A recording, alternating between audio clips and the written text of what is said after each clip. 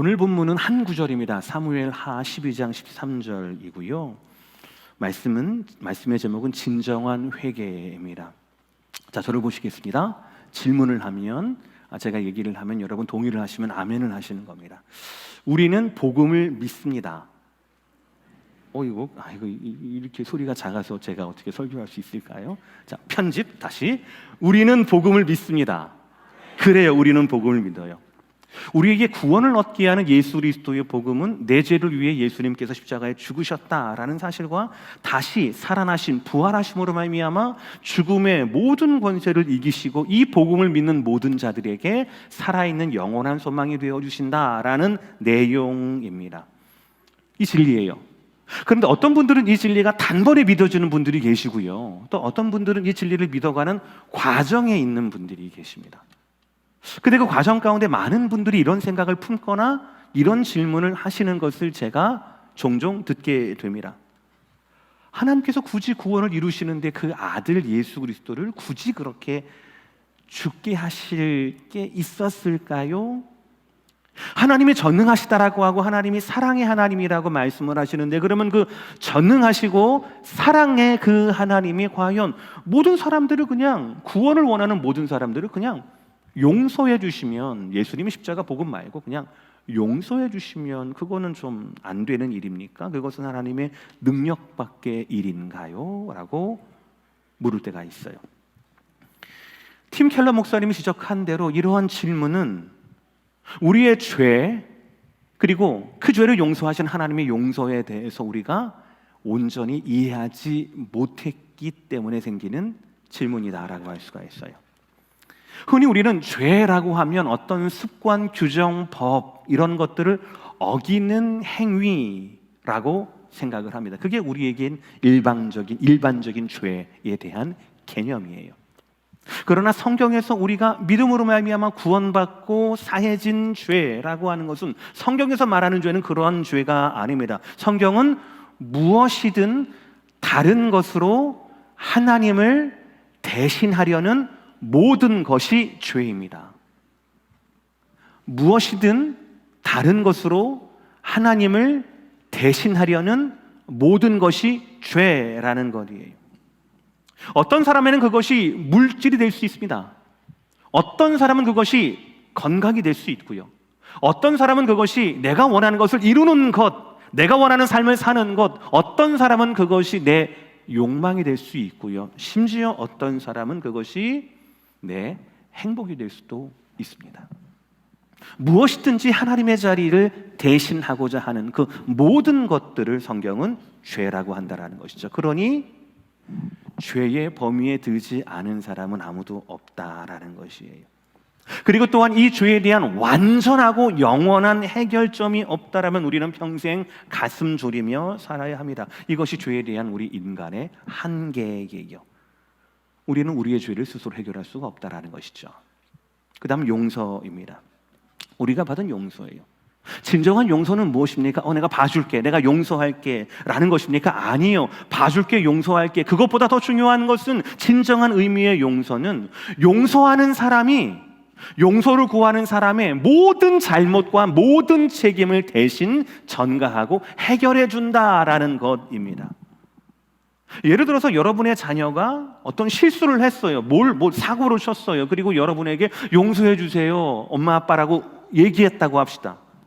그럴 때 여러분들이 만약에 자녀를 용서해 주겠다라는 말은 무슨 말입니까? 그 자녀가 저지른 잘못, 그 잘못과 사고로 말미암는 모든 책임을 너 대신 내가 지겠다라는 의미가 아니겠습니까? 맞죠? 그게 진정한 용서예요. 용서해 줄게, 없는 걸로 해줄게 라고 말하면서, 야 근데 네가 친 사고는 네가 수습해야 돼 라고 말하는 것은, 그것은 진정한 사랑도 아니고 진정한 용서도 아니다라는 것이지요. 인간은 스스로의 죄에 대한 책임을 질 능력이 없습니다.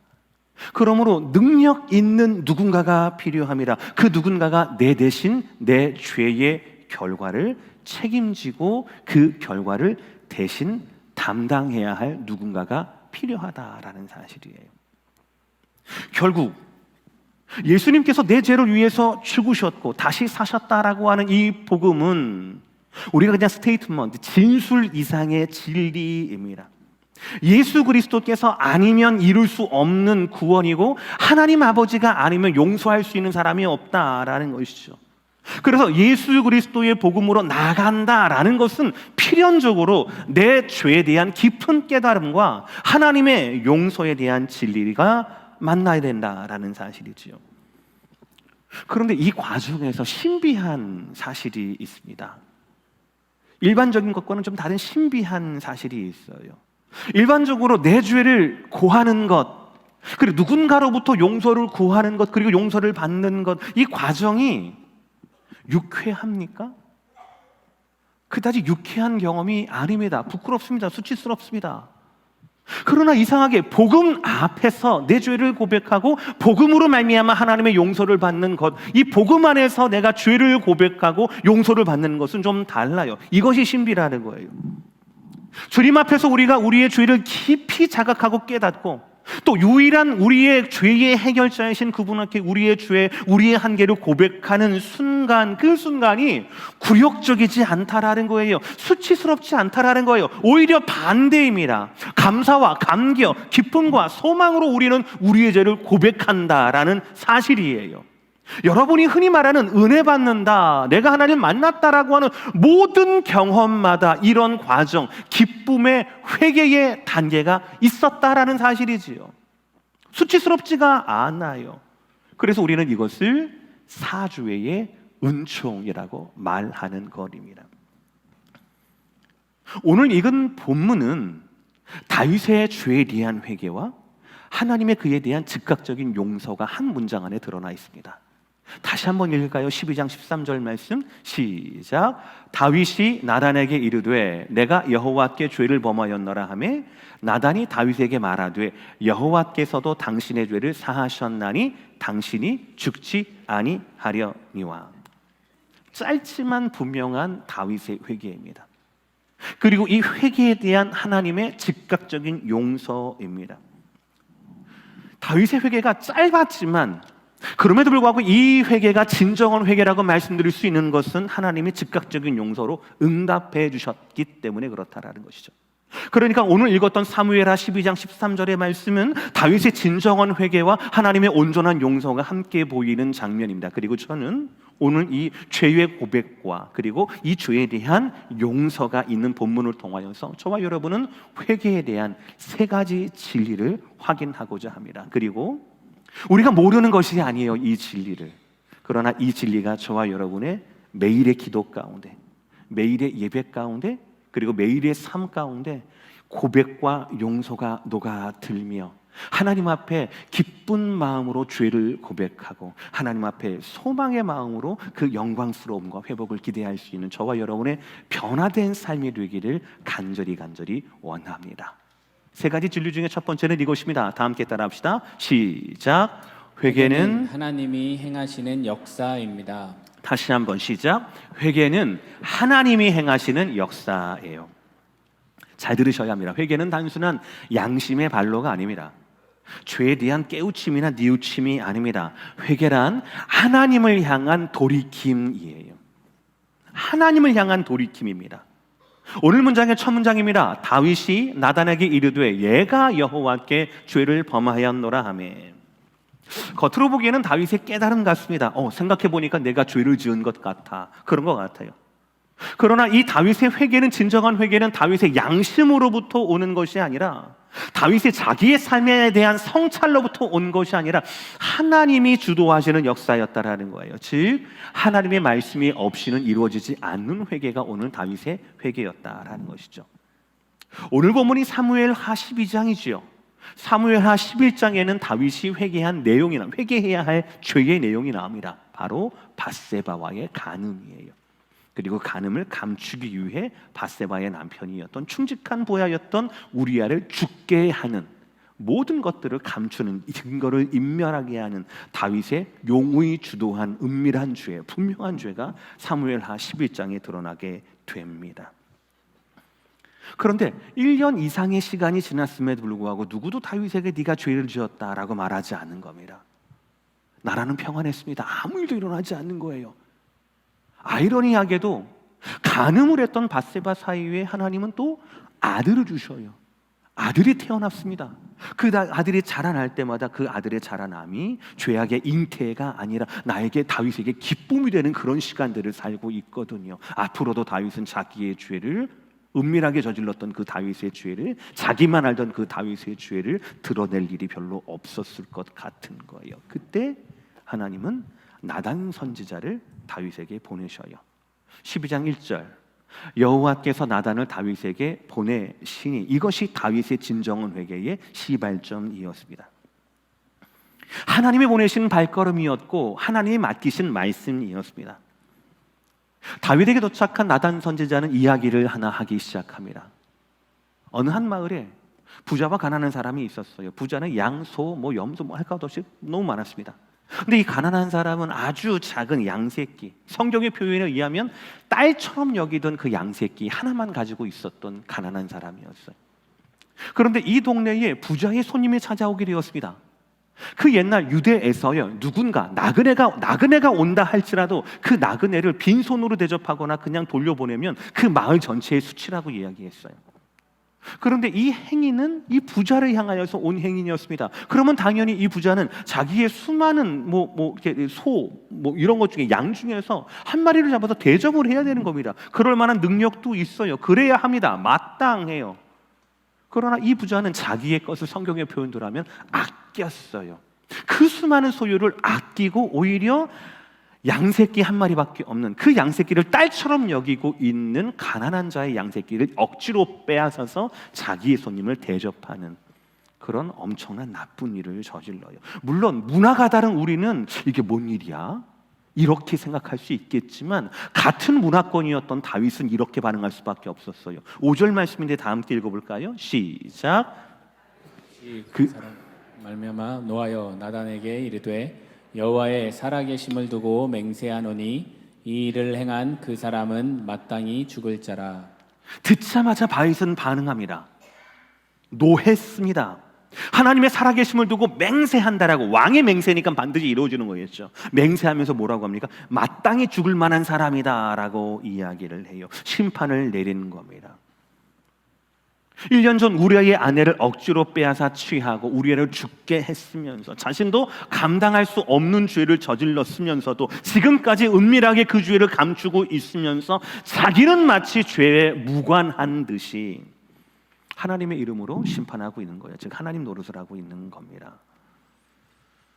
하나님의 사람 나단 선지자는 다윗의 면전에 대고 그렇게 얘기합니다. 당신이 그 사람이다 라고 얘기를 해요. 그리고 내가 한 짓을 낱낱이 폭로합니다. 그리고 그것은 결국 네가 하나님의 말씀을 업신여기고 악을 행한 것이라고 제대로 지적을 해요. 단순한 강간살인이 아니라 네 마음속에 네 욕망의 자리에 네 욕망을 하나님의 자리에서 끌어내린 것이다 라고 이야기를 합니다. 그러면서 너와 내 집 네 아내에게 재앙이 임할 것이다 라고 심판을 선언해버려요. 그러니까 이 모든 과정이 사실 하나님의 말씀이 나단 선지자의 걸음과 그의 말씀에 임한 이 모든 과정은 전적인 하나님의 주권적인 행위였다라는 사실이에요. 즉 다윗의 행위는 하나님의 말씀이 아니면 없으면 이루어지지 않았을 회개였다라는 사실입니다. 그렇습니다, 여러분. 회개는 전적인 하나님의 뜻이고 하나님의 말씀이 이끄는 구원과 회복의 과정입니다. 사도행전에서 첫 번째 베드로의 설교를 기억하시길 바랍니다. 성령의 충만을 받은 베드로는요 더 이상 잡혀갈까 두려워하지 않았습니다. 두려움을 떨치고 일어나서 사람들에게 하나님 말씀을 선포합니다. 그랬더니 선포된 하나님 말씀에 사람들이 반응하기 시작합니다. 우리가 어찌할꼬, 마음에 찔려 이르되 우리가 어찌할꼬 라고 하던 그들 가운데 베드로는 이렇게 선포해요. 사도행전 2장 38절 시작. 베드로가 이르되 너희가 회개하여 각각 예수 그리스도 이름으로 세례를 받고 죄 사함을 받으라. 그리하면 성령의 선물을 받으리니. 할렐루야. 이로 인하여 말씀으로 시작한 회개의 역사로 말미암아 세례를 받은 사람이 그날 3,000명이 넘었다라고 이야기를 합니다. 결국 회개라고 하는 것은 양심의 발로가 아니라 하나님의 말씀이 행하시는 하나님의 사역이다라는 것이 제1원리라는 거예요. 저와 여러분은 이 제1원리, 이 진리를 붙잡고 다음 단계로 넘어가야 합니다. 진정한 회개의 다음 단계는 무엇입니까? 내 영혼부터 들여다봐야 한다라는 사실이에요. 하나님은 아마도 다윗이 스스로 자기의 죄를 토해놓는 것을 기다리셨을 겁니다. 그는 왕이었어요. 그가 범죄한 지 1년이 훨씬 지나도 별 이상이 없는 거예요. 아들까지 낳습니다. 그러니까 아마 다윗은 그래도 된다라고 하는 막연한 생각을 가질 수도 있었겠죠. 그래서 하나님은 나단 선지자를 보내셔서 부자 이야기를 하게 한 겁니다. 부자 얘기를 듣고 이 다윗은 앞서 말씀드렸듯이 적극적인 단죄를 하기 시작합니다. 하나님의 살아계심을 두고 맹세했고, 나중 뒤에 말씀을 보시면 그 사람이 4배를 갚아야 한다라고 하면서 하나님의 율법을 들먹였어요. 하나님의 존재, 하나님의 율법을 들먹이면서 동원하면서 그는 자기가 할 수 있는 최선의 정죄를 이야기 속의 부자에게 했던 겁니다. 여기서 중요한 질문이에요. 그럼 왜 다윗은 이렇게까지 이 이야기 속의 부자에 대해서 적극적으로 반응하고 그 죄를 심판하려 했을까요? 왜 그렇습니까? 그 죄가 남의 죄이기 때문에 그래요. 그 죄가 남의 일이기 때문에 그렇습니다. 우리는 다른 사람의 일, 다른 사람의 실수, 다른 사람의 죄에 대해서 최선을 다해 정죄하려는 그런 죄성을 가지고 있어요.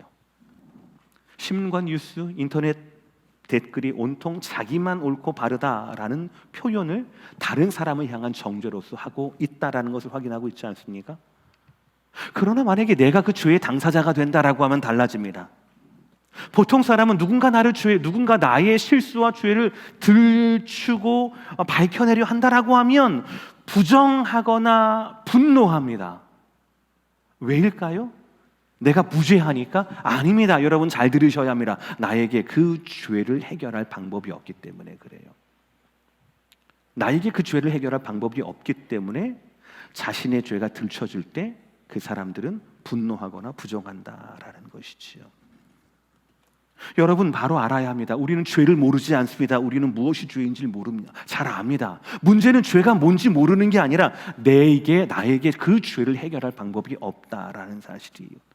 이것이 우리의 가장 근본적인 죄에 대한 약점이자 분기점이에요. 바로 자기 자신의 죄에 대한 반응이에요. 내 죄에 대한 반응입니다. 하나님은 멀쩡한 듯이 아무 일 없는 듯이 평안한 생활을 하고 있던 다윗에게 나단 선지자를 보내어서 그의 죄를 폭로하셨듯이 하나님은 우리에게도 말씀을 통하여 설교를 통하여서 죄를 밝히십니다. 내 죄를 밝혀주셔요. 두 가지 반응이 있을 수 있겠죠. 그때 만약에 우리가 오늘 다윗처럼 그 죄를 내가 인정하고 하나님께 나아간다라면 옳다구나, 네가 인정했어, 너 감옥에 들어가, 넌 죄인이야 라고 하나님은 죄를 확정하는 것이 아니라 오히려 죄를 인정하면 그것이 하나님을 만나는 기회가 되고 성화의 과정이 된다라는 사실이에요. 왜인 줄 아십니까? 왜냐하면 내가 내 죄를 하나님 앞에 인정한다라는 사실은 바로 뭐냐면 나한테는 그것을 해결할 능력이 없지만 하나님만이 내 죄를 해결하실 수 있다라는 것을 내가 믿는 것이고 내 죄와 죄의 모든 결과를 하나님께 맡긴다라는 의미가 되기 때문에 그러는 거예요. 그러니까 죄를 자백한다라고 하는 것은 그냥 힘없이 내가 죄를 저질렀습니다, 주님 뜻대로 하세요라고 하는 게 아니에요. 하나님, 나는 능력이 없으니 하나님께서 내 죄를 모두 해결해 주시기를 원합니다, 나는 그것을 믿습니다라고 하는 하나님과 그 구원과 십자가에 대한 복음에 대한 믿음의 표현이라는 것이죠. 이것이 바로 하나님이 원하시는 죄에 대한 바른 태도예요. 반대로 일반적인 것처럼 자기의 죄가 들춰졌을 때 부인하거나 분노하거나 하는 사람은 어떻습니까? 그 사람은 곧 바리새인이 되는 겁니다. 바리새인과 같은 거예요. 자기의 죄를 고백하지 않고 인정하지 않는다라는 것은 요한일서 1장의 말씀처럼 그 사람 마음 가운데 그 사람 안에 하나님의 말씀이 없거나 하나님을 거짓말하는 자로 만들거나 라는 것이지요. 그리고 나는 죄가 없어, 나는 순결해라고 하는 자기의 교만, 자기가 완벽하다라고 믿는 교만의 결과라는 것이죠. 그것이 무엇이든 그것은 예수님이 가장 싫어하시고 가장 저주하셨던 바리새인의 그 모습과 다르지 않다라는 사실이지요. 잘 들으세요. 중요한 것은 죄가 아닙니다. 내 죄에 대한 태도예요. 그러니 기억해야 합니다. 죄의 문제에 있어서 우리는 우리 영혼부터 들여다봐야 한다라는 사실이에요. 사도 요한을 통한 이 말씀을 우리는 가슴에 새겨야 합니다. 요한일서 1장 9절 다 함께 천천히 시작. 만일 우리가 우리 죄를 자백하면 그는 미쁘시고 의로우사 우리 죄를 사하시며 우리를 모든 불의에서 깨끗하게 하실 것이요. 할렐루야. 말씀에 의하면 우리가 우리 죄를 자백하면 철커덩 잡혀가는 것이 아니라 우리가 우리의 죄를 자백하면 우리가 누구를 만나게 되는 겁니까? 그를 만나게 되는 거예요. 그가 누구입니까? 미쁘시고 faithful, 의로우사, just예요.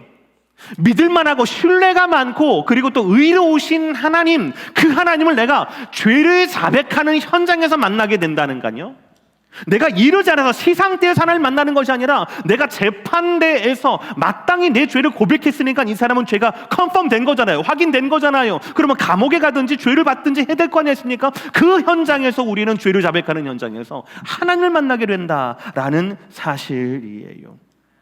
우리를 회개로 부르시고 우리의 구원을 완성시키실, 우리의 죄를 사하시고 고백하지 않았던 모든 불의에서도 우리를 깨끗하게 하실 하나님을 만나는 순간이 어떤 순간이라고요? 우리가 우리 죄에 대한 바른 태도 자백하면 그 현장이 바로 하나님을 만나는 현장이 된다라는 사실이죠. 이것이 은혜가 아니면 다른 어떤 것이 은혜겠습니까?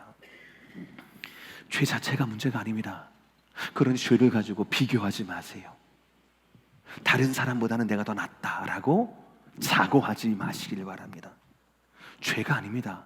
죄에 대한 나의 태도가 문제입니다. 내 영혼을 먼저 살펴야 합니다. 우리 하나님은 검사가 아닙니다. 죄인들은, 모든 죄수들은 수위를 입고 검사 앞에 벌벌 떱니다. 왜냐하면 검사 한마디에, 재판장 한마디에 내 운명이 결정되니까요. 우리 하나님은 검사가 아닙니다. 판사가 아닙니다. 우리 하나님은 용서하실 준비가 되어 있는 아버지로서의 하나님입니다. 우리는 우리 죄에 대해서 우리의 아버지이신 하나님께 나아가야 한다라는 사실이에요. 개혁신학의 큰 스승인 루이스 벌커프라고 하는 분이 계십니다. 그분이 이렇게 말씀을 하셨어요. 회심의 조성자는 하나님이시고 인간은 회심의 협력자이다라고 얘기했어요. 다시요. 회심의 조성자, 디자인하신 분은 바로 하나님이시고 인간은 그 회심의 협력자다라는 거예요. 회심은 회개를 포함한 신앙을 말하는 것입니다. 그러니까 저기에서 회심을 회개라고 불러도 문맥에는 아무 이상이 없어요. 그러니까 우리는 회개를 불러일으키는 조성자이신 하나님의 그 말씀에 우리는 반응해야 합니다. 겸손하게 나가야 하고 내 죄를 통해 나를 판단하시는 재판장이 아닌 내 죄를 통해 더 큰 은혜를 주시려는 아버지로서의 하나님을 우리는 기대하고 잊지 말아야 한다라는 사실이에요. 그러니 오늘 말씀의 결론은 무엇이 되겠습니까? 마지막 세 번째예요. 다 함께 읽겠습니다. 시작. 하나님의 은혜가 회개를 완성시킨다. 신약에서 회개의 가장 적절한 설명은 누가복음 15장 탕자 이야기일 것입니다. 둘째 아들 이야기예요. 모든 재산을 다 탕진하고 돼지나 먹는 열매를 주워 먹으면서 생각합니다. 고통받는 그 작은 아들을 생각을 해보세요. 아버지의 집을 떠올렸습니다. 자기 생각해보니까 우리 아버지의 종들도 이것보단 나았는데 라고 생각을 해요. 그리고 다시 아버지의 집으로 돌아가서 아들은 고사하고 내가 종으로 살게 해주세요. 제발 그렇게 해주세요 라고 빌고 또 빌어요. 여기에서 이 작은 아들은 분명히 뉘우쳤습니다. 그러나 그의 뉘우침이 회개라고 부를 수 있을까요? 그렇지 않습니다. 그가 뉘우친 것은 아버지에 대한 뉘우침이 아니었어요. 내가 아버지의 마음을 상하게 했구나. 내가 아버지께 죄를 저질렀구나. 거기에 대한 뉘우침과 돌이킴이 아니었습니다. 자신의 처지와 자신의 상황에 대한 깨달음이었어요. 여기 있는 것보다 저기 있는 게 훨씬 더 나을 거야 라고 그런 깨달음이었어요. 여러분 상상해 보세요. 그가 만약에 어쩌다가 허랑방탕하게 유흥하지 않고 돈을 만약에 잘 투자했다고 칩시다. 예를 들어서 공부하는 데 투자를 하거나 아니면 건강한 사업체에 잘 굴렸다라면 그는 아버지 집에 돌아올 일이 없는 거예요. 후회할 일이 없는 겁니다. 뉘우칠 일도 없었을 거예요. 만약에 둘째 아들이 원하는 대로의 부를 이루었다라면 그가 아버지 집에 돌아올 일도 없는 거예요. 탕자는 아버지를 그리워한 것이 아니라 편안한 잠자리, 편안한 먹을거리를 그리워했던 거예요. 그렇죠? 그러므로 오늘 탕자 비유에서의 핵심은 둘째 아들의 뉘우침이나 깨드림이 아니라 그를 끝까지 기다린 아버지였다라는 사실이에요. 그리고 둘째 아들이 돌아왔을 때 내가 잃었던 아들을 되찾았지 않았느냐라고 기뻐했던, 잔치를 했던, 심지어 큰 아들조차도 이해하지 못하고 분내했던 그 아버지만이 느낄 수 있는 그 기쁨, 돌아온 아들이 나를 향해 돌아온 그 아들, 다시 얻었던, 잃어버렸던 그 아들을 다시 얻었던 그 아버지의 기쁨이 누가복음 15장의 중심이라는 거예요. 예수님은 누가복음 15장에 세 가지 비유를 말씀을 하시거든요. 100마리 양 중에 한 마리를 잃어버렸다, 다시 찾았다. 10개의 드라크마 동전 중에서 하나를 다시 찾았다. 얼마나 기쁘겠느냐라고 말씀하시면서 이렇게 말씀하세요. 10절의 말씀 제가 읽습니다. 내가 너희에게 이르노니 이와 같이 죄인 한 사람이 회개하면 하나님의 사자들 앞에서 무엇이 되느니라? 기쁨이 된다라고 말씀을 하세요. 그리고 나온 것이 바로 탕자의 비유입니다. 그러니 여러분, 우리가 죄에서 돌이켜서 하나님께로 나아가는 것은 우리 입장에서는 그 죄가 사해지는, 그래서 우리를 살리는 회개의 과정이기도 하지만 동시에 이것은 무엇이라고요? 하나님의 기쁨이라고요. 우리를 다시 얻은 하나님의 말할 수 없는 기쁨이라고요. 다른 어떤 것보다도 바꿀 수 없는 하나님의 기쁨이라고요. 그것만을 기다리시는 하나님의 기쁨이 바로 저와 여러분의 회개의 순간이라고요. 아들이 자기의 죄를 철저히 깨닫고 뉘우치고 돌아온 것이 아닙니다. 제발 용서해 주세요 라고 한 것이 아니에요. 아버지였어요. 아버지의 기다림이었고 아버지의 기쁨이었습니다. 기억하시길 바랍니다. 복음의 핵심은 너 다시는 죄를 짓지 마라가 아닙니다. 죄를 회개하라 라는 것이에요. 이것이 바로 복음의 핵심입니다. 왜입니까? 회개의 그 현장, 회개의 그 순간, 우리가 우리 자리를 자백하면 그는 미쁘시고 의로우사. 죄인의 회개를 그 누구보다도 하나님이 기다리시고 그 누구보다도 하나님이 우리의 회개를 기뻐하시기 때문에 그렇다라는 것이죠. 이 하나님의 은혜가 우리로 말미암아 죄를 자백하게 하고 우리를 말미암아 아버지를 닮는 아들로 구원을 완성시킨다라는 사실이에요. 여러분, 다시 한번 마지막인데요, 오늘 보면 다시 한번 읽어봅시다. 천천히 시작. 다윗이 나단에게 이르되 내가 여호와께 죄를 범하였노라 하매 나단이 다윗에게 말하되 여호와께서도 당신의 죄를 사하셨나니 당신이 죽지 아니하려니와. 아멘. 고백합니다. 저는 사실 오늘 설교를 준비하면서 처음에는 마음이 너무너무 불편했어요. 심정적으로 하나님이 잘 이해가 되지 않았어요. 왜냐하면 다윗의 죄에 비해서 하나님이 용서하시는 속도가 너무 빠른 거 아닌가? 그 무거운 죄를, 씻을 수 없는 죄를 피해자만 남겼던 그 죄에 대해서 하나님은 그냥 말 한마디로 너무 쉽게 용서하시는 것은 아닌가라는 그런 마음이었어요.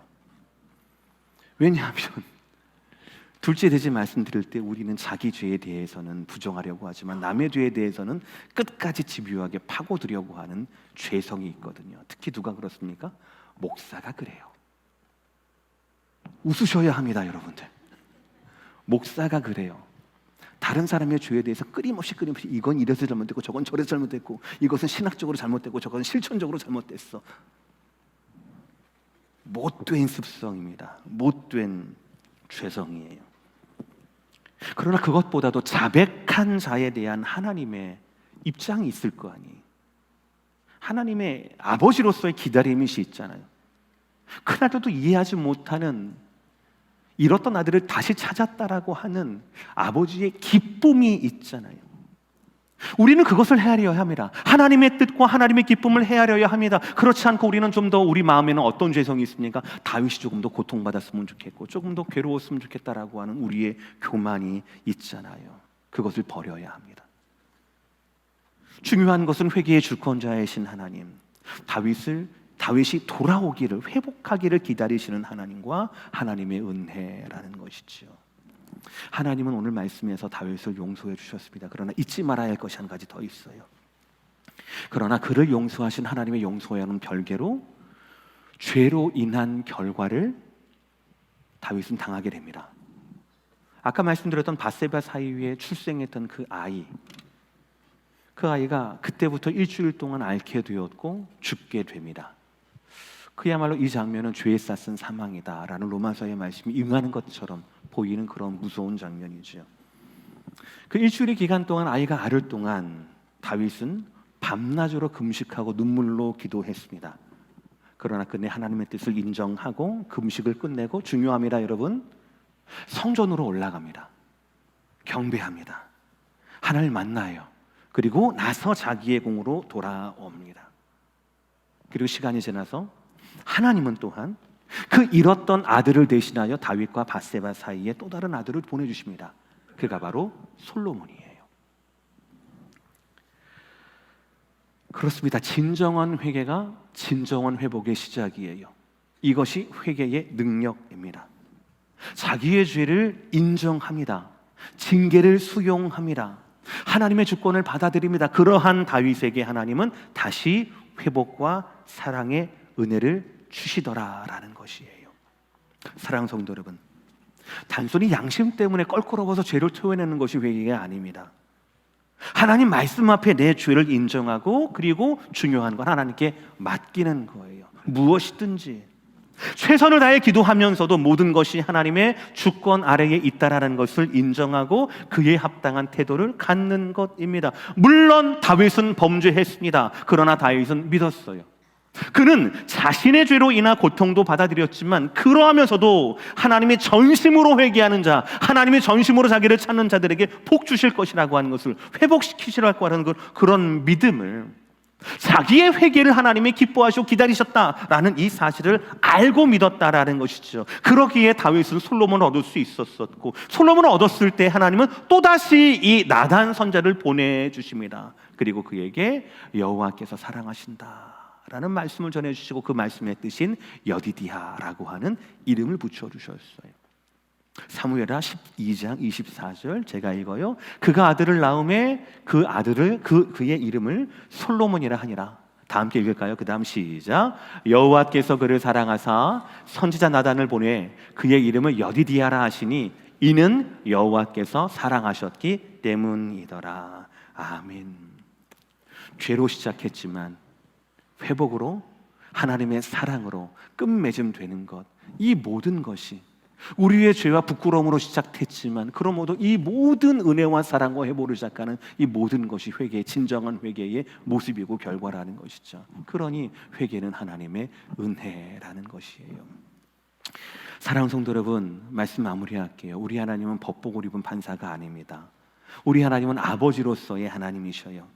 그 하나님께서 기뻐하시는 것은 우리가 그 하나님을 닮는 것이에요. 하나님의 자녀답게 사는 것입니다. 그러려면 우리에게는 믿음이 필요해요. 하나님께서 아버지로서 나의 회개를 기뻐하시고 기다리신다라고 하는 것을 믿어야 합니다. 예수님께서 내 모든 죄를 책임지신다라는 것을 우리는 또 믿어야 합니다. 성령 하나님께서 지금 이 순간에도 말씀을 통하여 우리 영혼의 어두운 것을 비추고 계신다, 죄를 드러내고 계신다. 그래서 우리를 더욱더 거룩하고 성결하게 하신다라고 하는 사실, 그래서 하나님 앞으로 우리를 이끌어 가신다라고 하는 사실을 우리는 믿어야 합니다. 그래서 결국 우리는 진정한 회개가 진정한 회복의 시작이라고 하는 것을, 하나님의 온전한 은혜라는 것을 믿고, 오늘도 우리의 회개를 기다리시고 기뻐하실 하나님 앞에 저와 여러분이 계속해서 나아가야 한다라는 사실입니다. 기억하십시오. 세 가지 진리. 회개는 하나님이 시작하시고 조성하신 것이라고 하는 것, 거기에 우리는 답하며 우리의 영혼부터 살펴야 한다라고 하는 것, 이 모든 것들이 은혜라고 하는 것. 그래서 회개는 부끄러움과 수치가 아니라 우리에게는 기쁨이 되고 하나님께는 축복의 이유가 되는 너무나 놀라운 한 걸음이라고 하는 것 기억하시고, 어제보다 오늘도 하나님 말씀 앞에 진실한 회개로 나아갈 수 있는 아들다운 아들, 딸들다운 딸들 여러분 모두가 되시기를 주의 이름으로 축복합니다. 기도하겠습니다.